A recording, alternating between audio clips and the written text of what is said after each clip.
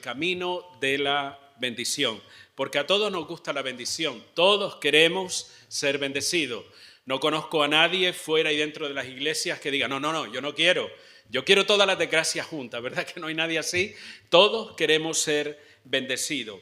Y ahora vamos a leer un pasaje en el libro de los Salmos. Creo que todos conocen el libro de los Salmos. Es uno de los libros más extenso de la Biblia por el número de capítulos que tiene. Tiene 150 capítulos o 150 salmos. Y para un mejor estudio de este libro, los entendidos, ahora diré el número, los entendidos lo han clasificado por temas. Dentro de esas clasificaciones nosotros encontramos salmos que se llaman los salmos de lamentaciones o súplica.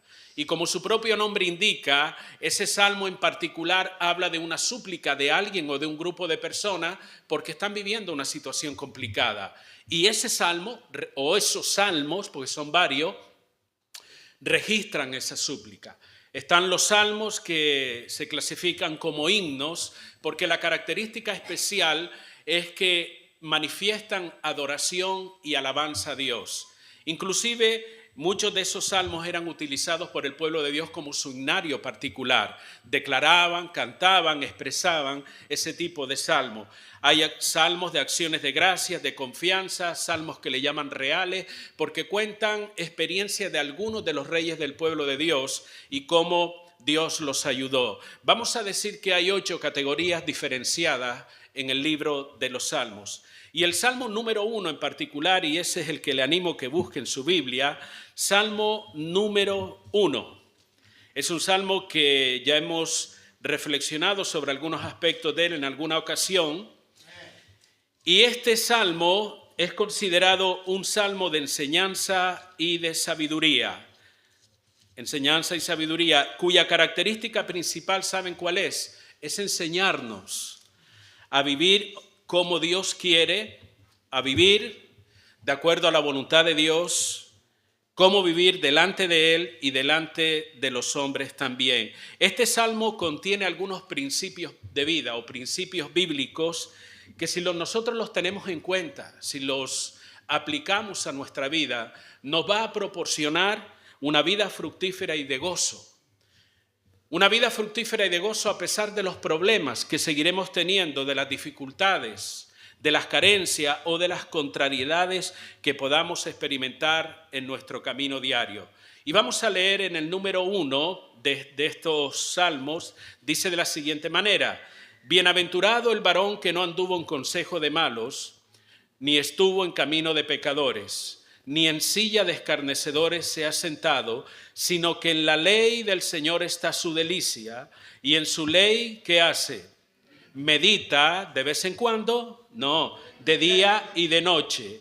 Será como árbol plantado junto a corrientes de aguas, que da su fruto en su tiempo y su hoja no cae, y todo lo que hace prosperará. No así los malos. Quiero que se den cuenta de este contraste. No así los malos, que son como el tamo que arrebata el viento, por tanto no se levantarán los malos en el juicio, ni los pecadores en la congregación de los justos, porque el Señor conoce el camino de los justos, mas la senda de los malos, ¿qué pasará con ellos? Perecerá, dice la Escritura. Al leerlo, y por eso he puesto este énfasis, al leer este salmo, uno puede darse cuenta del contraste que hay en él. Nos está hablando, entre otras cosas, que hay 2 formas de caminar o 2 formas de vivir. Una de ellas es o caminas con Dios o caminas sin Dios. Y también es manifestado en este pasaje como el camino del justo o el camino del malo o del malvado. Y esto nos enseña algo interesante, porque hoy día la gente dice, hay tantas formas de ver la vida, hay tantas formas de caminar. Bien, no importa cuántas filosofías haya o estilos de vida, cuántas tendencias de pensamiento que se ven en la sociedad, se resume solamente en estos 2 conceptos. O caminas con Dios o caminas sin Dios. Pueden haber muchos pensamientos, pueden haber, como digo, muchas filosofías de vida. Es más, usted ha escuchado en alguna conversación personas que dicen, yo tengo mi propia filosofía de vida. Lo han oído, ¿verdad? Ellos tienen una forma de vivir, de enfocar su caminar diario. La Biblia nos enseña a través de este pasaje y de tantos otros que podemos encontrar en la Biblia, que uno camina o unido a Dios o separado de Dios. No hay un término medio. Estos son los dos conceptos que hay. Y ese contraste nosotros lo vemos en el Salmo número 1. Hay otra cosa que nosotros podemos aprender, y es que en cada uno de esos caminos hay una fuerza, o vamos a decir, hay una influencia que está operando, trabajando en la vida de cada uno. Por un lado, la maldad o el pecado, y por otro lado, la palabra de Dios. Y también nos damos cuenta que hay dos tipos de consecuencia. Lo hemos leído, el justo o el bienaventurado, dice la palabra que será como árbol plantado junto a corrientes de agua viva, y dice también que así los malos, verso 4, que son como el tamo. ¿Sabe alguien lo que es el tamo? El tamo es como ¿cómo diría? El trigo, lo que es la parte inferior, un pajullo, ¿vale?, que apenas tiene consistencia. Fíjese el contraste. Lo que es el justo es comparado con un árbol, ¿vale? ¿Saben lo que es el pajullo, verdad? Bueno, veo que nadie, eso es muy típico de Canarias. Es como un hierbajito que se lo lleva el viento como si nada, ¿vale? Como una pelusilla también. ¿Eso lo entiende? Vale, menos mal. Tengo que adaptarme todavía a las palabras que aquí se utilizan. Bien, pero no hay que ser muy listo para darse cuenta de esta comparación. Un árbol o un pajullo, ¿me entiende?, que se lo lleva el viento. Hay, como digo, dos tipos de consecuencia que se genera en la persona o en un grupo de personas dependiendo de aquello a lo que tú le estés dando lugar en tu vida. Unas consecuencias pueden ser de bendición y otras pueden ser de maldición. Pero quiero en esta mañana enfocarme rápidamente en lo que llamamos el camino de la bendición, porque es algo que todos queremos y sobre todo porque ya hemos conocido al Señor Jesucristo y tenemos que tener claro cuál es nuestro caminar en Cristo. Y el salmista comienza, como usted se habrá dado cuenta, con un término con el que ya estamos familiarizados y hemos hablado muchas veces de ese término. Lo encontramos a lo largo de toda la Biblia. ¿Cuál es? Bienaventurado. Tal vez para muchas personas esta es la primera vez que lo escucha, pero ¿qué es bienaventurado? Si usted va a un diccionario o un diccionario secular o un diccionario bíblico, su significado literal es que bienaventurado es feliz, afortunado, dichoso o bendito. Son las definiciones propias de este término, bienaventurado. Pero hay algunos diccionarios bíblicos que dan un significado un poco más amplio. Incluso dice que el bienaventurado es 3 veces dichoso. Esa es la definición que tiene. Todos queremos ser bienaventurados, ¿o no, hermanos? Todos deseamos ser bienaventurados. Ahora bien, cuando hablamos del bienaventurado, no se enfoca, o la idea no es que usted experimenta un momento de alegría en un momento puntual o en una circunstancia determinada. Me salió bien algo, me regalaron algo, siento gozo, soy bienaventurado. No se trata de esa experiencia momentánea que usted o yo podamos experimentar en un momento determinado. Cuando la Biblia habla del bienaventurado, está describiendo un estado del alma, por decirlo de alguna manera. Está hablando de la seguridad interior, la seguridad interna con respecto a Dios. El bienaventurado está hablando de esa satisfacción espiritual, de esa paz interior o ese gozo interno dado por Dios y centrado en Él. Eso es ser bienaventurado. Es un estado más que una experiencia momentánea. ¿Me están entendiendo? Eso es lo que nos enseña la palabra. ¿A pesar de qué? De que usted sigue teniendo problemas y yo también. Usted puede ser bienaventurado a pesar de las dificultades o de los diferentes desafíos que se presentan en la vida. Quiero decirle algo más, ser más específico. El bienaventurado no está exento de llorar, ¿vale? El bienaventurado no está exento de experimentar aflicciones en la vida. De hecho, dice la palabra, y esos versículos los conocemos de memoria, muchas son las aflicciones del justo. ¿Quién es el justo? El bienaventurado. pero de todas ellas, ¿qué hará el Señor? Los librará, dice la palabra. El bienaventurado no está exento de ser difamado, perseguido, maltratado. Y si no, lea Mateo capítulo 5, que justamente se llama las bienaventuranzas, y usted verá cómo el Señor dice que por causa de Él seríamos incluso perseguidos, difamados, maltratados, etcétera, etcétera. O sea, ser bienaventurado, más que una situación o una experiencia particular de algo que me sale bien, es un estado del alma, es un estado espiritual. Y aún en medio de las dificultades usted puede experimentar la seguridad, el gozo de Dios en medio de esas situaciones. La idea que nos presenta la palabra de Dios es que en medio de nuestras debilidades y de nuestras imperfecciones humanas, porque aquí no hay nadie perfecto, ¿lo sabía usted? Nadie lo sabía. No hay nadie perfecto, solamente Dios es perfecto, solamente Dios es único. En esencia, en todo, Dios es perfecto.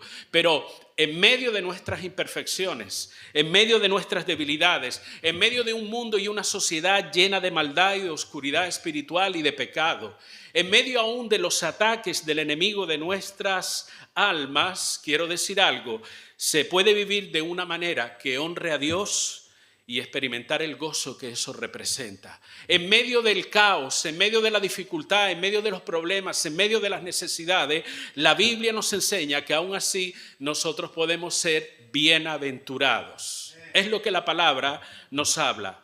Y uno se pregunta, ¿y eso cómo es posible? ¿Cómo yo puedo entender eso? ¿Cómo puedo llevarlo a la práctica en mi vida? Hay dos principios que la Biblia nos enseña si usted quiere el camino de la bendición. Esto no es magia, esto no es declarar fórmulas y las cosas van a cambiar en mi vida. Eso no es así. Y el que se lo diga, permítame decirle que está equivocado. La Biblia nos enseña ciertos principios de vida que deben ser aplicados o debemos aplicar cada uno de nosotros si queremos vivir o andar en ese camino de bendición. Y le animo que lo recuerde o tome nota porque le puede ayudar. El primer principio que uno debe tener en cuenta es que debemos evitar todo aquello que es contrario a Dios. Todo aquello que nos aleja de Dios debemos evitarlo. Y esto es una actitud que cada uno de nosotros debe aprender a desarrollar. El salmista nos enseña este principio por medio de tres expresiones que nosotros hemos leído en el versículo número 1. Dice, bienaventurado el varón que no anduvo en consejo de malos, que no estuvo en camino de pecadores y que ni en silla de escarnecedores se ha sentado. Permítame leerle en una de las traducciones modernas de la Biblia este mismo versículo. Dice de la siguiente forma, Dios bendice a quienes no siguen los malos consejos, ni andan en malas compañías, ni se juntan con los que se burlan de Dios. Tres cosas que usted y yo tenemos que aprender a evitar si queremos vivir en ese camino de la bendición. Lo primero es, evita el consejo y el camino de los malos. Ahora uno se pregunta, ¿quién es el malo? Yo sé que alguno está pensando en su suegra, pero no es su suegra. ¿Quién es el malo? Quizás el compañero de trabajo que no me cae bien será el malo. Quizás ese vecino que siempre me está importunando, haciendo ruido a altas horas de la noche, será el malo.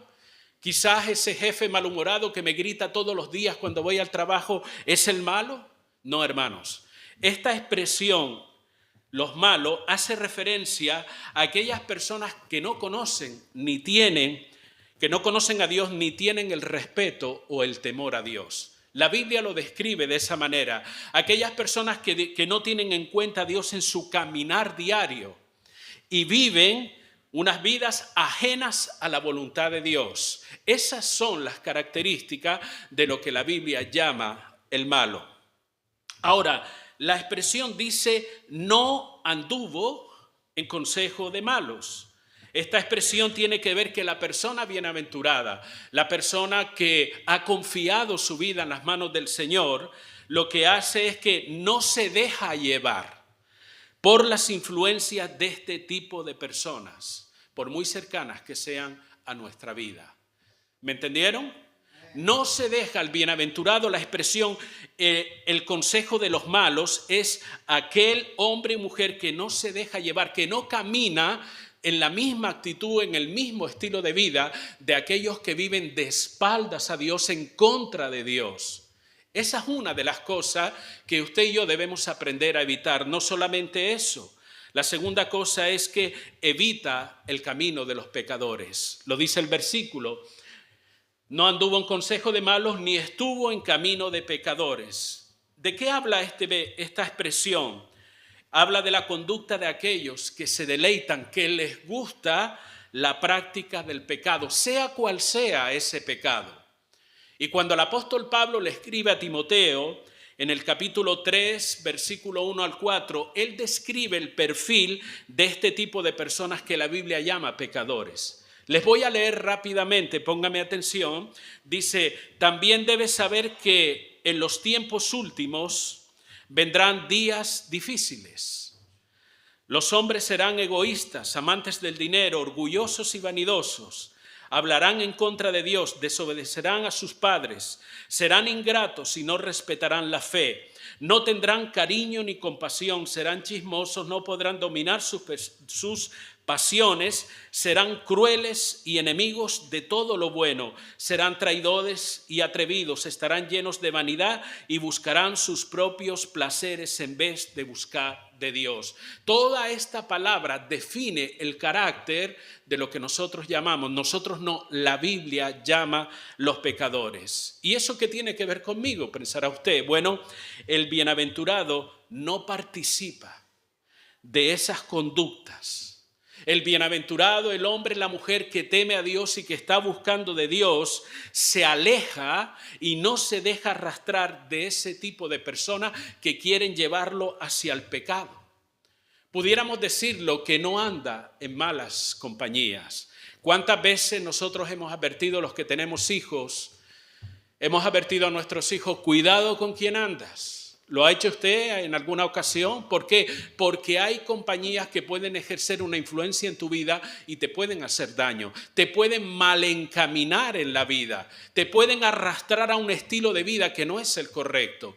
Y le decimos a ese hijo, a ese nieto o a esa persona con la que usted tiene una amistad, cuidado con las compañías que frecuentas. De hecho, la Biblia dice en 1 Corintios capítulo 15, verso 53, dice de la siguiente manera, no se equivoquen, dice así, no erréis, dice otras versiones, las malas conversaciones corrompen las buenas costumbres.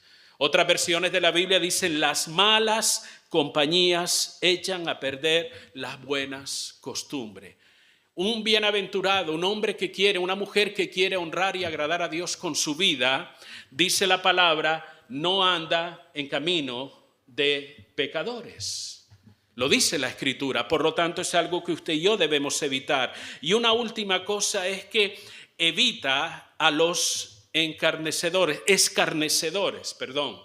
Usted dirá, ¿y eso qué es? Alguno está pensando en los que ponen la sidra, eso no es un escarnecedor, eso es un escanseador. ¿Se dice así, hermano? Escanseador. No confunda la cosa, ¿vale? Pues algunos dicen, pues ya no voy a tomarme una sidra en tal sitio. Vale. No es un término que nosotros utilizamos con frecuencia. Nadie va por ahí diciendo, oye, mira, no, aquel es un escarnecedor. Uno dice, ¿y eso qué es? ¿Vale? No es habitual en nuestras conversaciones, pero un escarnecedor es aquella persona que desprecia y se burla de Dios. Es una persona que se burla de todo lo que Dios representa. Y esto es muy habitual en la sociedad. Se burla de la Biblia, con que tú crees en ese libro, eso es un cuento de vieja, esto y lo otro, y tratan de desacreditar. ¿Se han visto con ese tipo de personas? No, la Biblia, eso no es la palabra de Dios, eso, y tratan de quitarle valor. ¿Qué están haciendo? Están burlándose de la palabra, se burlan de la iglesia del Señor, de la comunión entre los hermanos y de todo lo que implica eso. De hecho, esto es muy habitual en las redes sociales y cualquier persona que tenga redes sociales encontrará cómo a veces para ridiculizar el cristianismo ponen imágenes ofensivas, groserías incluso, para tratar de humillar o desacreditar todo lo que tiene que ver con la fe cristiana. La Biblia nos enseña que ese tipo de personas o ese perfil es el escarnecedor, aquellos que se burlan. Y yo pregunto, ¿Cómo un hombre y una mujer que teme y ama a Dios puede andar con alguien que se burla de ese Dios en el que tú crees? No se puede. Su influencia no es buena para tu vida ni para mi vida también. ¿Significa que yo debo odiar a esa persona? No. Es más, debo tener compasión por esa persona, porque está ciega, está atrapado en su pecado y en su maldad. Pero debemos ser muy cuidadosos con quienes mantenemos una amistad profunda, hermanos. Porque esas amistades, si son escarnecedores, si son personas que se burlen de Dios, no van a aportar nada bueno a tu vida. Y ponga atención a estas tres expresiones que ya hemos leído. No anduvo, no estuvo y no se sentó. Versículo número 1 del Salmo número 1. El bienaventurado, aquella persona que quiere vivir conforme a la voluntad de Dios, evita por todos los medios este tipo de influencia. Vuelvo a repetir y por favor nadie me malinterprete. No estoy diciendo que usted desprecie a esas personas. No estoy diciendo que usted, como a veces bromeamos, decimos, no, a esa persona hay que ponerle una X y no quiero saber nada de esa persona. No, sino cómo van a conocer al Señor. Su influencia sobre esa persona debe ser más fuerte que la influencia que esa persona ejerce sobre su propia vida. Pero debemos evitar a toda costa ese tipo de influencia que nos tratan de arrastrar fuera del camino del Señor y fuera de la voluntad del Señor. ¿Por qué digo esto? Porque mire, muchas veces por congratularnos con alguien, a veces por caer bien, o para ser aceptados dentro de un grupo determinado, y esto pasa mucho entre la juventud. Esas edades donde todavía no encajas bien en la sociedad y estás buscando, tratando de identificarte con alguien, con un grupo determinado, y a veces por caer bien o ser aceptado, terminamos justamente permitiendo todo este tipo de influencias en nuestra vida. Y el padre que tiene a su hijo adolescente en el instituto y lo ve llegar, empieza a ver determinados comportamientos que no eran propios de su hijo o de su hija. Algo le está pasando al chico o la chica. ¿Qué está sucediendo? Tal vez es que ese hijo o esa hija tuyo está recibiendo un tipo de influencia que no es la adecuada y está encaminando su vida en una mala dirección. Por eso dice la palabra que uno debe evitar este tipo de cosas. Si uno le da lugar a todo ello, se produce, hermanos, un deterioro espiritual y moral que afectará incluso nuestra firmeza en el Señor y nuestra confianza en Dios. Por lo tanto, esto es una voz de alarma, tengamos cuidado con estas cosas. ¿Tú quieres el camino de la bendición? Por supuesto que sí, pero hay ciertas cosas que hay que mantener al margen.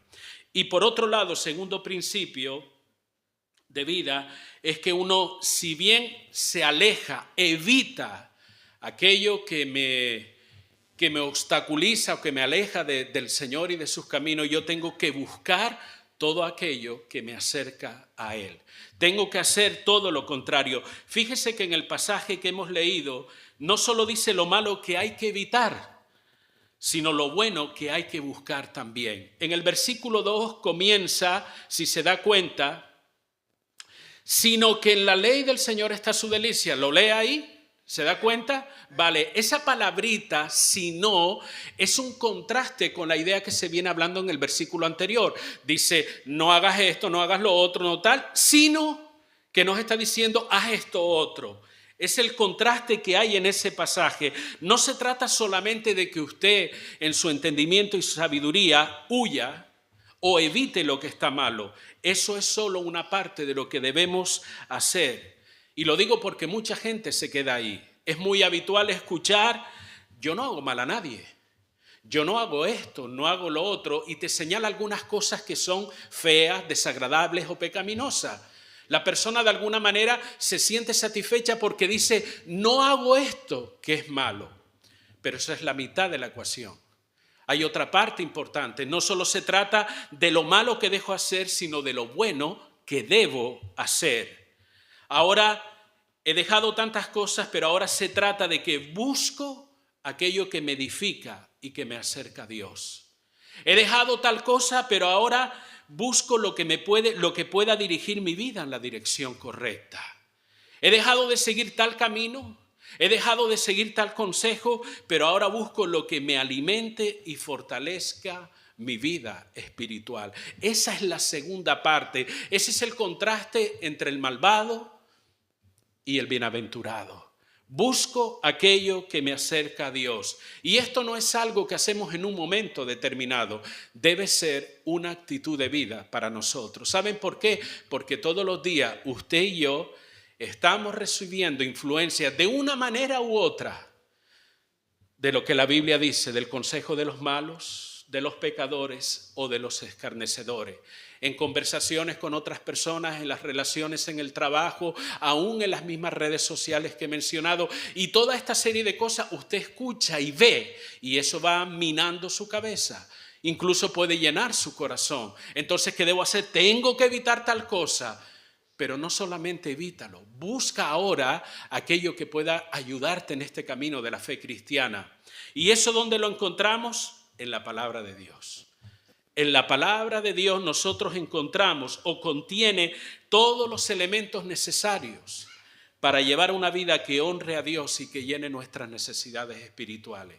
En ese libro que usted tiene entre sus manos, en ese libro en el que le hemos dado la lectura en esta mañana, aquí está todo lo que usted y yo necesito para vivir una vida que honra a Dios, para vivir una vida que satisfecha en Dios, una vida, como define el salmista, bienaventurada, lo que nos enseña la palabra de Dios. En 2 de Pedro, capítulo 1 y versículo 3, dice la palabra de la siguiente manera: mediante su divino poder, Dios nos ha dado todo lo que necesitamos para llevar una vida de rectitud.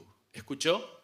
Dios nos ha dado todo lo que necesitamos para llevar una vida de rectitud. ¿Saben por qué? Porque sería ilógico, sería contraproducente que Dios te dijera, debes andar de esta manera y no me enseñe cómo hacerlo.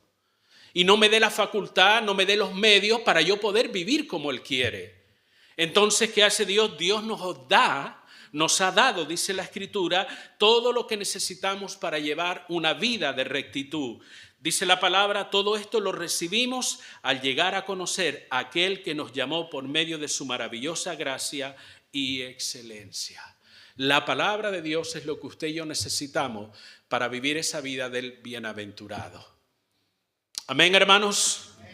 Y todos conocemos las excelencias, las virtudes que tiene la palabra de Dios, y ya hablaremos de ello en otra oportunidad. Pero permítame centrarme sobre la actitud que debe tener el bienaventurado, y estoy hablando de usted, bienaventurado, bienaventurada, porque ha creído en el Señor. Dice la Biblia que el bienaventurado, sino que en la ley del Señor está su delicia. El bienaventurado, la persona que confía en el Señor, se deleita en la palabra de Dios. No se trata solo de leer o estudiar la Biblia, sino es aquel que hace de ella su prioridad de vida. Muchas prioridades podemos tener en la vida, pero el creyente, aquel que ha entregado su vida al Señor Jesucristo, tiene que darle la prioridad que le pertenece a la palabra de Dios en su vida. Conocerla y vivirla se convierte en la necesidad del bienaventurado. Disfruta, ama y busca la oportunidad de aprender de ella. Y uno debe hacerse la pregunta, ¿tengo realmente yo? ¿Tienes tú? Es una pregunta personal para cada uno de nosotros. Cada cual sabe lo que va a responder. ¿Tienes tú esa actitud como creyente, como hijo de Dios, el deleitarte en la palabra de Dios? ¿Tienes la costumbre de escuchar lo que dice Dios en medio de las situaciones de tu vida, o eso no te importa? En tu momento difícil, en tu momento complicado, ¿qué consultas? ¿El horóscopo o la Biblia? Las cartas, llamas a la línea X para que te dé una respuesta rápida, o vas a la palabra de Dios a consultar la dirección de Dios. El bienaventurado se deleita, encuentra gozo en su vida al ir a la palabra de Dios. No solamente eso, sino dice que medita en ella. Meditar en la Biblia es mucho más que memorizar un pasaje. Todos conocemos pasajes de memoria. Hace un momento dije, muchas son las aflicciones del justo, y la mayoría respondimos, y de todas ellas le librará el Señor. Conocemos la palabra de memoria, y eso está muy bien. Todo lo que hagamos por memorizar la palabra va a redundar en bendición para nuestra vida. Pero la meditación en la palabra es algo más que memorizar un pasaje. La meditación es reflexionar en la palabra de Dios, es analizarla, es pensarla, es aprender, es interiorizar la palabra y permitir que Dios le instruya y Dios le dirija por medio de ella. Eso es la meditación. Leer un pasaje de la Biblia todos los días no nos convierte en mejores personas. Algunos pueden pensar, bueno, yo la leo todos los días, eso no te convierte en mejor persona. Y está bien eso. Conocer los grandes temas doctrinales de la Biblia no nos hace mejor que nadie. La bendición está en cuando ajustamos nuestra vida a las enseñanzas de la palabra.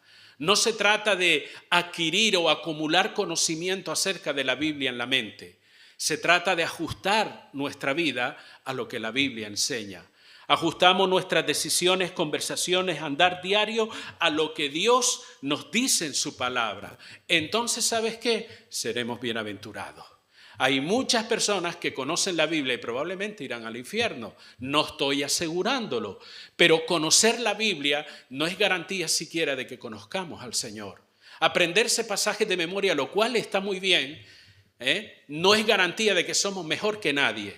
Solamente es cuando nosotros ajustamos nuestra vida, obedecemos, para simplificarlo, obedecemos la palabra de Dios. Entonces que podemos disfrutar de los beneficios que la propia palabra nos enseña. Por lo tanto, el bienaventurado se deleita en la palabra, medita en ella y no solamente eso, persevera en ella. No deja que otra cosa u otra persona robe la preeminencia de la palabra de Dios en su vida. El bienaventurado se autodisciplina para que esa palabra esté constantemente en su andar diario. Por eso dice la Escritura que medita en ella día y noche. Nos habla de continuidad, nos habla de perseverancia. Hoy tengo un problema con tal cosa, voy a ver si la Biblia dice algo. Y empieza a buscar de aquí. ¿Está bien que busque la Biblia? Sí. Pero es que la Biblia no debemos buscar solamente cuando uno tiene un problema. Cuando uno pasa por un momento de dificultad, es como el que va a buscar a ver cuál es la fórmula para resolver este asunto. Es un principio que está bien ir a la palabra, pero no se trata de un libro de consulta al que voy para resolver un problema determinado. La palabra de Dios es la voluntad de Dios para nuestra vida y uno debe ir a ella con o sin problema, en todo momento, día y noche, dice la Escritura. Por lo tanto, el bienaventurado persevera en ella. Y estoy terminando, hermano. Todo ello conlleva de que usted y yo vamos a disfrutar de las bendiciones o beneficios de las Escrituras. La Biblia de manera simbólica compara al bienaventurado con un árbol. Lo hemos leído, ¿cierto? Dice el verso 3, será como árbol plantado junto a corrientes de agua que da su fruto en su tiempo y su hoja no cae y todo lo que hace prosperará. El árbol está plantado, como árbol plantado. Esta expresión nos habla de seguridad y de estabilidad. ¿Por qué? Porque el árbol tiene raíces profundas que se mantienen firmes, que hacen que el árbol se mantenga firme aún en medio de las tormentas. Aquellos árboles que tienen raíces profundas, puede venir hasta un huracán, pueden venir tantos vendavales y ese árbol permanece. ¿Por qué? Porque tiene raíces profundas. La Biblia compara al creyente que ha puesto su confianza en Dios, que crece en la palabra de Dios, como un árbol que está plantado. Esto es una metáfora, una simbología para hablar también del carácter de aquellos que han puesto su confianza en Dios. Personas que tienen una estabilidad emocional y espiritual porque tienen unas convicciones firmes en Dios. Y una estabilidad emocional y espiritual que se va a notar en los momentos difíciles y complicados de la vida. Como el árbol, sabemos las raíces que tienes cuando lo ves a simple vista, no. Cuando viene una tormenta, cuando viene un huracán, cuando viene un vendaval y comienza a sacudirlo, tú te dices, este árbol tiene raíces. ¿Por qué? Porque en medio de esas circunstancias se ha mantenido firme. No ha podido arrancarlo. Así en la vida del creyente también. Nosotros no seguimos en el camino de la fe por lo que sentimos. Es que yo me siento tan bien cuando estamos adorando al Señor. Eso es estupendo. Pero ¿qué pasa cuando no te sientes tan bien? Me siento que Dios me está ayudando porque mira, esto se me resolvió, aquello también. Pero ¿qué pasa cuando los problemas no se resuelven como tú quieres que se resuelvan? ¿Tu estabilidad en el Señor va a ser la misma? ¿O comienzas a decir, Dios me ha fallado, ¿dónde está el Señor? ¿Qué pasa con esto, con lo otro? Nuestro caminar en el Señor, hermanos, no está determinado por lo que sentimos o lo que vemos, porque muchas veces lo que vemos no nos gusta. Nuestro caminar en el Señor está determinado por la confianza que tenemos en la palabra de Dios. ¿Por qué? Porque hay raíces profundas y estamos plantados. Y en medio de las habituales tormentas de la vida, que siempre habrá tormentas en la vida. Llegaremos a nuestros últimos días probablemente, que solamente Dios sabe cuándo será eso, y seguiremos experimentando momentos que no son buenos. Habrán tormentas en la vida, habrán dificultades, pero en medio de todas esas situaciones, si usted está plantado en el Señor, usted no va a ceder a las presiones de las circunstancias. No digo que no duela, no digo que no moleste, no digo que de alguna manera lo haga sentir inquieto o inquieta, pero esas presiones de las circunstancias no lo arrastrarán a usted, sino que se mantendrá firme. ¿Por qué? Porque usted está plantado en el Señor, porque usted tiene raíces profundas en Dios. Ese es el bienaventurado. No solamente eso, sino que da fruto a su tiempo. Y cuando digo da fruto es que tiene una vida productiva en Dios, un carácter que día a día es transformado. El término fruto hace referencia a ese carácter transformado en la vida del creyente. Y usted conoce de memoria pasajes como Gálatas, capítulo 5, que nos habla del fruto del Espíritu. Amor, gozo, paz, paciencia, benignidad. ¿De qué está hablando toda esa serie de cosas? ¿Qué es lo que define todos esos términos? Lo que define es el carácter de alguien que confía en el Señor y que está creciendo en el Señor. Y en la medida de que crecemos, en la medida que avanzamos, comenzamos a dar fruto. No es nuestro fruto, no es nuestra inteligencia, no es nuestra capacidad, sino la obra de Dios en nosotros. Por eso se llama el fruto del Espíritu. Pero cuando estamos plantados, cuando tenemos raíces en el Señor, la expresión a su tiempo nos habla de que el bienaventurado es paciente. No se desespera, sino que está confiado. ¿Confiado en qué? En que Dios tiene el control de tu vida.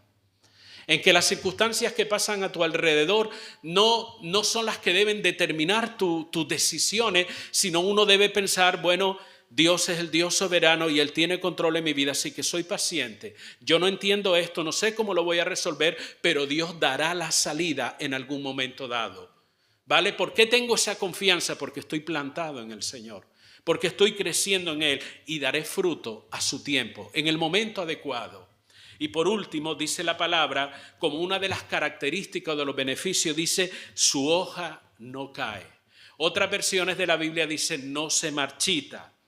¿Qué quiere decir esto? Es una forma simbólica de decir que el creyente mantiene su vitalidad y resistencia. No pierde su vitalidad espiritual, su anhelo por el Señor, ni en los momentos más complicados de la vida. ¿Y todo ello como resultado de qué? ¿De que es súper guay ese hombre o esa mujer? ¿De que fue a un colegio de calidad? No. Todo ello como resultado de que está plantado junto a corrientes de agua viva. Y esas corrientes de agua viva es una forma simbólica de decir o hacer referencia a la palabra de Dios.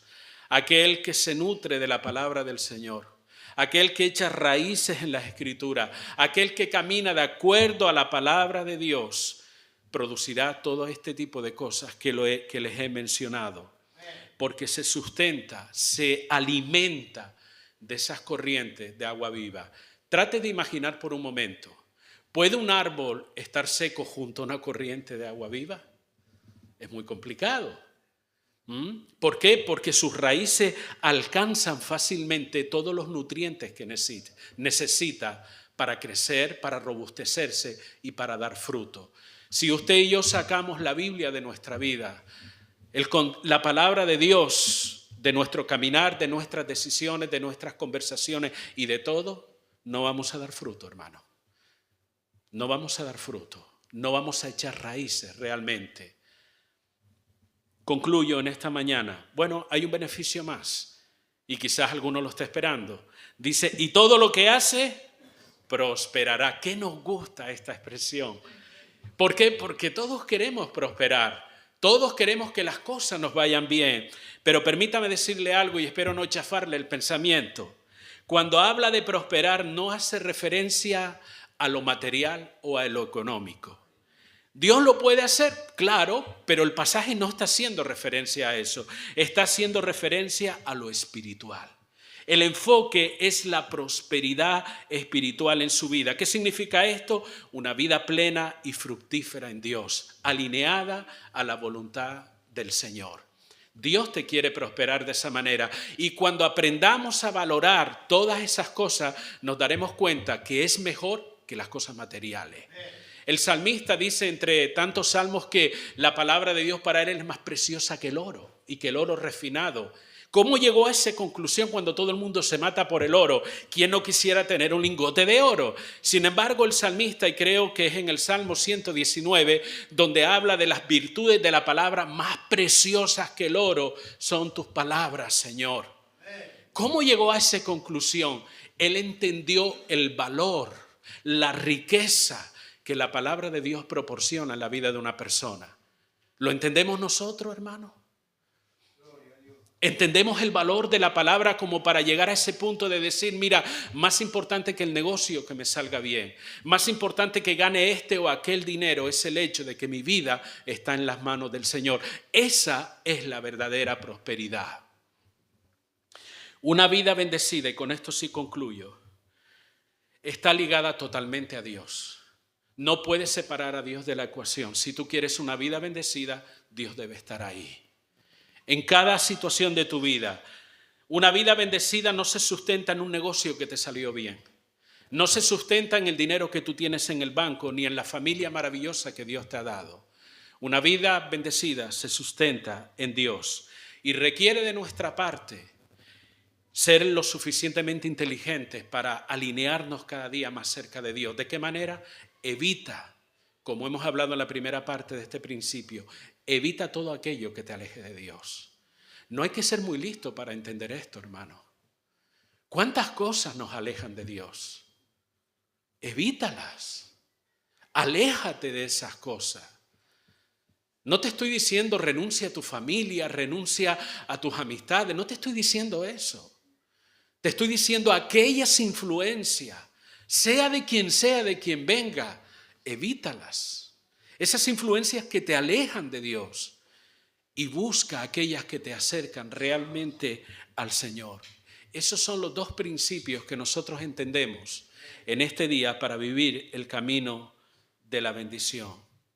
Y eso es posible a través de la palabra de Dios. Y cuando digo la palabra de Dios, lleva implícito la persona del Espíritu Santo también. ¿Por qué? Porque el Espíritu de verdad, aquel que inspiró la palabra, dice la Biblia, Él nos guiará a toda la verdad. No se puede separar la Biblia del Espíritu Santo. No se puede separar a Jesús de la Biblia, porque son sus palabras, son su mensaje, es su enseñanza. No se puede separar la Biblia de Dios mismo, porque es su verdad revelada al hombre. Por lo tanto, es su esencia. Quién es Dios está manifestado en la palabra. Cuando hablamos de la palabra, hablamos del Padre, hablamos del Hijo y hablamos del Espíritu Santo también. ¿Tienes una relación sólida con Dios? ¿O tu firmeza está determinada por las circunstancias del momento? Si las cosas van bien, estás firme. Pero si las cosas van mal, ¿tu firmeza tambalea? ¿Tienes una vida productiva en Dios? ¿Estás dando fruto? ¿En las tormentas de la vida te mantienes firmes y perseveras o tiras la toalla rápidamente? ¿Qué es lo que haces? Son preguntas que uno se tiene que contestar de manera personal. Y lo hago a modo de reflexión, tanto para usted como para mí. ¿Para qué? Para que nos demos cuenta cuál es el grado de firmeza que tenemos en el Señor. Amén, hermanos. Solo en Dios y su palabra podemos encontrar la prosperidad espiritual que necesitamos para nuestra vida.